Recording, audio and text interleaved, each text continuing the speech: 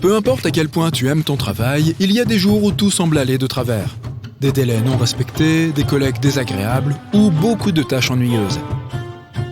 Eh bien, sache que ça pourrait être bien pire. Jetons un coup d'œil à certains des pires emplois que les gens ont dû occuper au cours de l'histoire. À l'époque d'Henri VII, le travail de certaines personnes consistait à accompagner le monarque aux toilettes. Il devait aussi jeter un coup d'œil à ce qui s'y passait et s'assurer que le derrière de Sa Majesté était bien propre après qu'il avait fait ce qu'il avait à faire. Ce n'était toutefois pas une punition. Les gens étaient même en compétition pour obtenir ce poste. Pourquoi ? Parce que cela signifiait qu'ils avaient accès au monarque dans son état le plus vulnérable. Ce qui signifiait qu'ils pouvaient potentiellement discuter de toutes sortes de sujets et même influencer certaines de ses décisions. En parlant d'emplois ennuyeux, celui de nomenclateur était probablement le pire de tous. Ce n'était en aucun cas dangereux, c'était juste très ennuyeux. Ce que ces préposés faisaient dans l'Europe d'autrefois était tout simplement l'équivalent humain d'un annuaire téléphonique. Ils allaient chercher leur patron à différents endroits et devaient se souvenir de tout ce qu'ils faisaient, des personnes qu'ils rencontraient et tout ce dont ils parlaient. Le travail d'un punkawala était tout aussi ennuyeux. En gros, on peut raisonnablement dire que ces gens n'étaient que des ventilateurs humains. À l'époque où les ventilateurs ou la climatisation n'existaient pas encore, le punkawala passait toute la journée debout à agiter un éventail géant. En voyant des vidéos de bricolage de nos jours, tu te dis sûrement « Mince, faire du savon est si facile et si relaxant. C'est propre et ça sent bon, n'est-ce pas ?» Il faut savoir que ce n'a pas toujours été le cas. Autrefois, être fabricant de savon revenait pratiquement à travailler comme chimiste industriel. À l'époque, le savon était fabriqué avec des ingrédients tels que la lessive, la cendre et les graisses animales fondues. Tout cela était mélangé jusqu'à ce que tous les ingrédients deviennent solides. Comme tu peux l'imaginer, un tel savon ne sentait clairement pas la lavande ou la camomille. Sans compter que ces produits chimiques agressifs pouvaient avoir des effets négatifs sur le fabricant lui-même. Si tu t'es déjà demandé d'où vient le terme « chercher des poux », c'était autrefois un vrai métier. Les perruques étaient très populaires à une époque de l'histoire. Mais le problème des poux était aussi très courant. Que faisaient les chercheurs de poux ? Tu l'auras compris, ils utilisaient de l'huile de lavande et des peignes pour débarrasser les perruques de ces satanées bestioles. As-tu un tapis de course chez toi ? Dans l'Angleterre victorienne, il y avait des gens qui devaient marcher sur une sorte de tapis roulant toute la journée. Ils utilisaient la force de leurs jambes pour moudre du maïs pendant des heures sans la moindre pause. Les ramasseurs de filasse avaient aussi l'un des emplois les plus ennuyeux et fastidieux qui ait jamais existé. Ils devaient défaire des cordes entières à la recherche d'un type de fibre spécifique.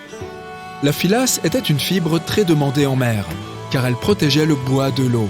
Le principal problème était qu'on ne pouvait l'obtenir qu'à partir de l'une des deux sources suivantes, la plante elle-même ou de vieux cordages qui contenaient cette fibre spécifique. C'est pourquoi certains marins à bord étaient chargés de défaire des kilomètres et des kilomètres de cette corde rugueuse et épaisse en utilisant uniquement leurs doigts à la recherche de la fibre. Tu t'es déjà demandé comment les gens arrivaient à se réveiller tôt le matin à l'époque où il n'y avait pas de réveil ou de téléphone portable ? Il s'avère qu'au 19e siècle, en Grande-Bretagne et en Irlande, les gens ont trouvé une solution plutôt créative. Le knocker-up. C'était en fait l'équivalent humain d'un réveil. Au début, ils frappaient simplement à la porte de ceux qui les embauchaient. Mais rapidement, ils se sont rendus compte que c'était assez inefficace. Pire encore, ils finissaient souvent par réveiller les voisins qui ne voulaient encore dormir. Et ceux-ci se plaignaient du bruit. Alors, quelle a été la solution ? Un long bâton avec un pommeau au bout. Comme la plupart des ouvriers vivaient généralement au premier étage, les knocker-up se promenaient dans les rues et utilisaient leurs bâtons pour frapper aux fenêtres. Mais cela ne nous dit pas qui réveillait le knocker-up.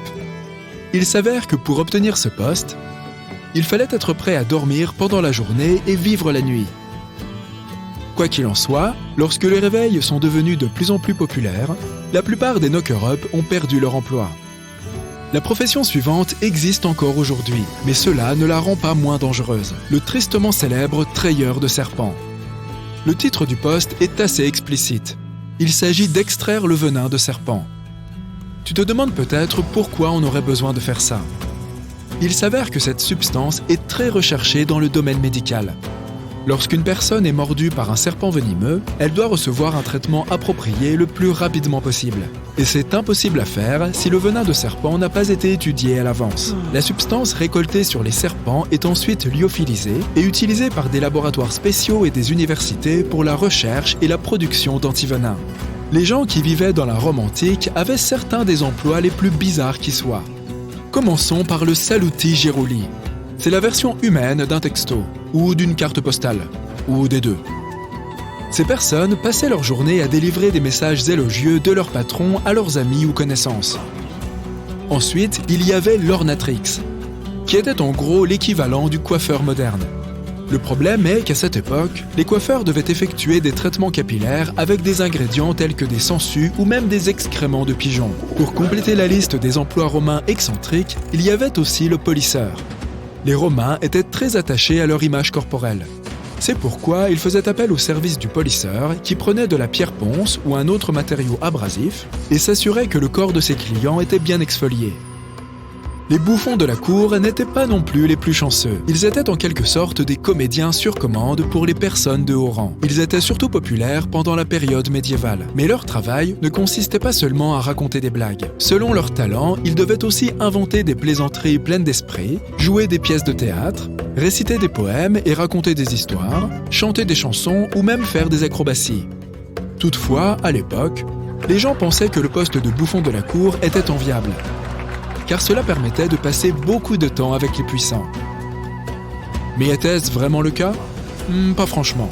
Les bouffons devaient passer beaucoup de temps à améliorer et à développer leurs compétences pour conserver leur emploi. Sinon, on se lassait d'eux. Sans compter que, la plupart du temps, ils devaient se produire sur commande, sans aucune préparation préalable. C'étaient de vrais maîtres de l'improvisation. Dans la Grèce antique, il y avait des gens appelés gymnasiarques. Tout d'abord, pour pouvoir prétendre à ce poste, il fallait être un homme de 30 à 60 ans et avoir beaucoup d'argent dans sa bourse. Tu trouves que ce n'est pas logique ? Attends l'explication. Les gymnasiarques étaient engagés pour une année seulement, et leur tâche principale était de mettre en valeur les athlètes, de les entraîner et de s'assurer qu'ils participaient aux compétitions. Ils étaient en gros l'équivalent d'un coach personnel moderne. Il y avait cependant un inconvénient. Ces spécialistes n'étaient pas payés pour les services qu'ils rendaient et devaient souvent couvrir tous leurs frais par eux-mêmes. D'où la nécessité de posséder une somme d'argent considérable. L'avantage, c'est qu'ils étaient des personnes très respectées dans leur communauté, et beaucoup de gens les admiraient pour leur discipline et les résultats qu'ils obtenaient.